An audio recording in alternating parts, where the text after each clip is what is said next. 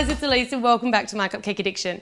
On today's episode, I'm showing you how to make an amazing rainbow checkerboard effect inside your cake. So on the outside, it's rather unassuming, and when you cut in, it is an absolute carnival of color. Let's get started.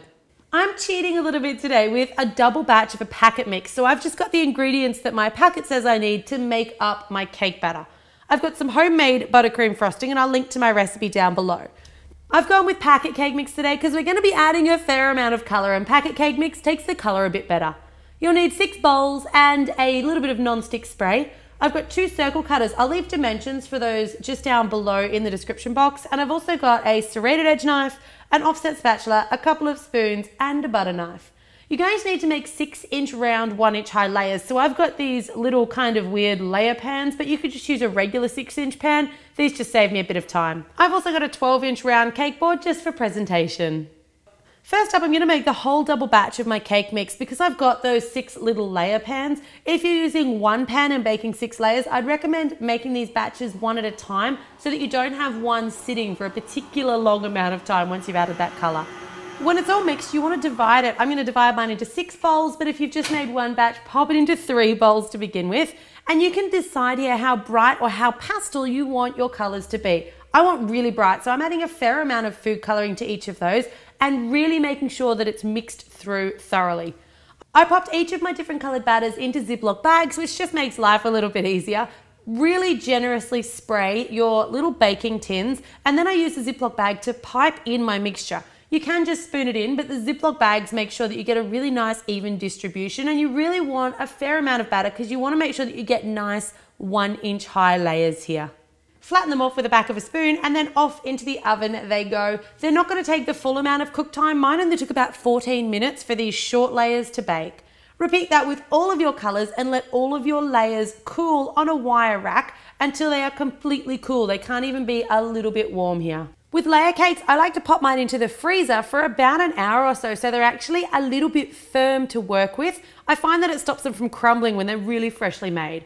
So now I'm just taking my serrated edge knife and I'm just cutting along sort of 3 at a time because I really want these to all be nice, even layers, and it's pretty important that they're all about the same height for our checkerboard effect to work. Once you've cut the tops off them all, flip them over, and you can see because of that non-stick spray, you've got a little bit of a brown bottom. So really thinly trim off any brown edges, any brown bottom that you can see there. So all you've got is gorgeous, vibrant color. Once they're all nicely trimmed, you want to take your red, orange and yellow, and I stack them on top of each other, and then I'm cutting around the edges. Once again, just getting rid of any brown and making them all nice and even.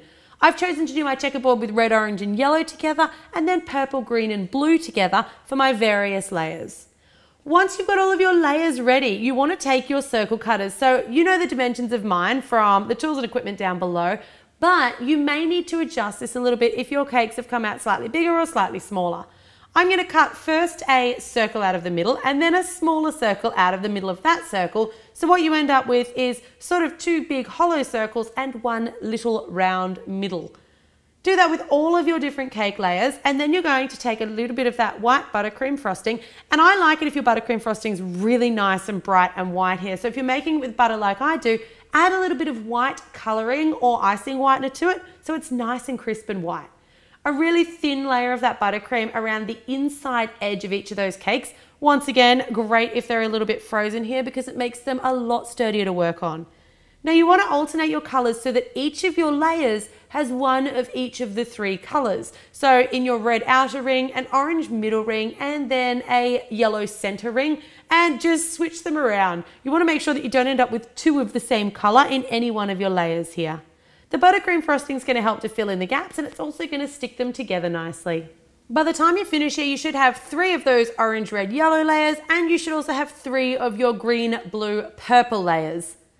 Clean up your bench, get yourself organized, and grab your presentation board. You want to take a nice generous amount of that buttercream frosting and smear it down on the board to sort of stick your cake in place. I'm going to start with one of those blue-green layers and down it goes, and then I'm going to put in a nice relatively even coat but not too thick of that white buttercream frosting. Make sure when you're frosting this that your frosting extends slightly out over the edges of your cake so you don't have as many gaps to fill in later. You want to lay your discs of cake kind of opposite here. So if you've got a bluish one, then you want to go with the reddish one, then a bluish one, then a reddish one, until you get to the top. When you're at the top, then you want to take some of your buttercream frosting and set it aside because it's going to get really crummy here. And you just want to give it a really nice crumb coat. So I'm working my spatula back and forth around the outside edge of the cake and really driving that frosting right into any cracks, any crevices. You can go up and down, you can go side to side, whatever's easiest for you. Pop some of that crumb coat across the top as well, and once you're happy that you've filled in all of your gaps, scrape back off as much of it as you can. Pop it off into the freezer for about 15 minutes. It's not going to freeze the cake, it's just going to set that top layer of frosting, and then you can come back to your lovely, clean, non-crummy buttercream frosting and apply another relatively thick coat here. I put a fair bit on because then we're going to use a ruler to really smooth it off. You can use an offset spatula, but because it's such a tall cake, a ruler works a little bit better here. So you can see I'm just using the ruler around the outside edges just to smooth it back beautifully, and just drag the ruler around it once, then get your offset spatula and fill in any spots so you can see your frosting levels a little bit low. You might need to do this 2 or 3 times, but what you'll end up with is a beautiful, smooth sidewall to your gorgeous rainbow checkerboard cake.